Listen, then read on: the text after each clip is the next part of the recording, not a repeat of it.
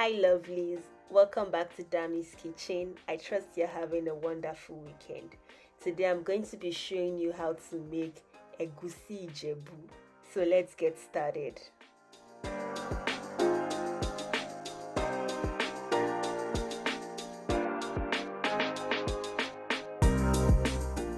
Alright, so I'll be needing egusi seeds, rodo, tatase, onions, palm oil, some locust beans, seasoning, and salt. For my proteins, I'm going to be using some Cowleg, Shaki, and some mackerel. I'm going to start with the things that take time first. So I'm going to go ahead and roast my mackerel. If you've not seen my video on how I roast mackerel at home, I'm going to leave a link up for you and also down in the description box, so please check it out. While I'm smoking my mackerel, I'm also going to cook my meats. I have my fish in the oven now, so I'm going to work on my meats.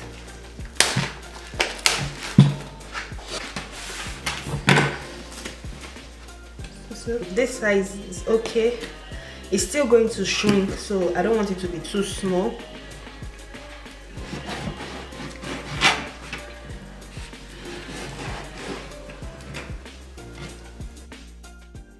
Now I'm preparing my cow leg. I'm just going to separate this and add it to the bowl where I have my shaki.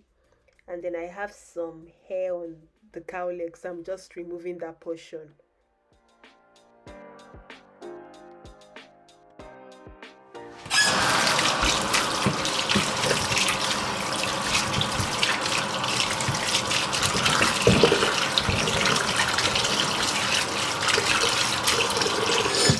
I'm going to be making this in the instant pot. So I'll put the cow leg down and put the shaki on top because the cow leg is very hard. So in my instant pot, I have my meat, I have some onions, I have yellow pepper.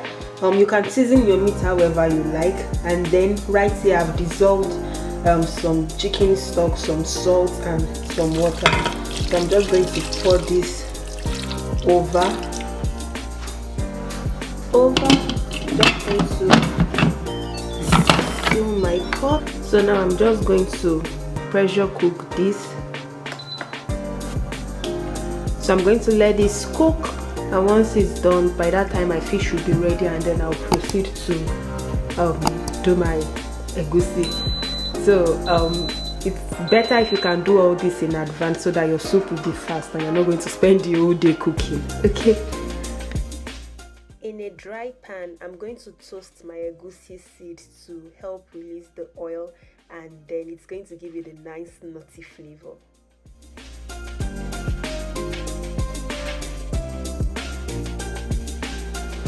When it looks like this, it's ready. The egusi is no longer white. You browned it a bit, but you want to make sure it doesn't burn. When it burns, it doesn't have a nice taste.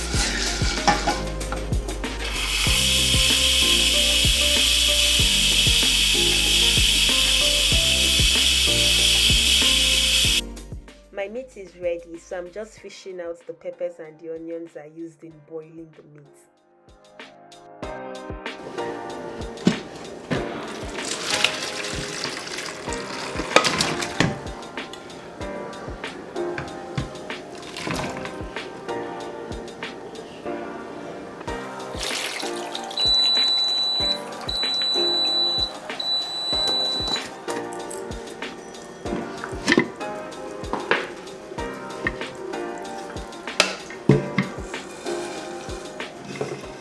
Now I'm going to add my toasted egusi seeds to my blender, and I'm going to blend it with the habanero peppers, the red bell peppers, my onions, and the locust beans. I'm going to use the meat stock to blend everything, so it's going to give it a nice flavor. I remember the first time I saw someone making this Egusi Ijebu, it was so different from what I'm used to, and I was thinking that it's not going to be nice, you know. My mom doesn't make Egusi like that. But then when I tasted it, I was like, this is really, really good. Like, it gives it a totally different taste from the normal Egusi you're used to. So I'm just going to blend this up till it's very smooth. and then I'll pour it into my pot. I'm going to rinse out my blender a little bit so that nothing goes to waste, and then I'll add my palm oil.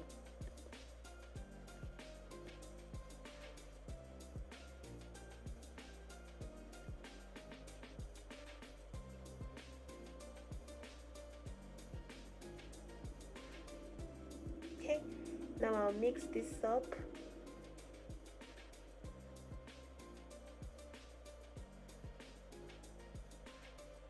And then I turn on my burner to medium heat.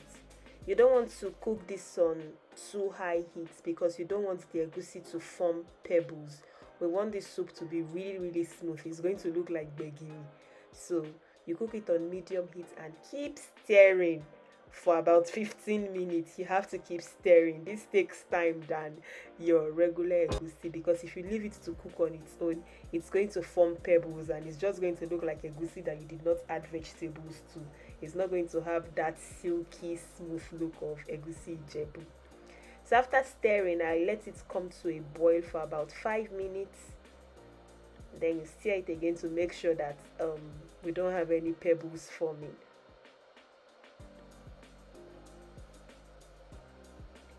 Okay, so now I'm going to add my meat. I have my cow leg and my shaki.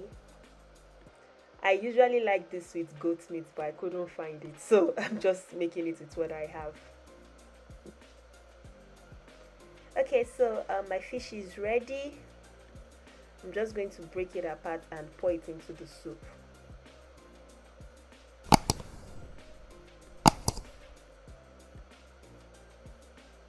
Then I'll mix this together and let it simmer for about 5 minutes. It tastes for seasoning, and then that's all.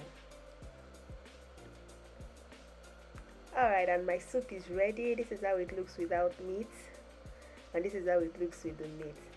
Please give this video a thumbs up if you found this helpful. Also subscribe to my channel and turn on your post notifications so that you're always notified when I post a new video, which is every Saturday by 12 p.m. Eastern Time. I would also love to see your comments and your thoughts on this recipe in the comment section below. Thank you for watching. I hope you have a good one, and I'll see you next time. Bye.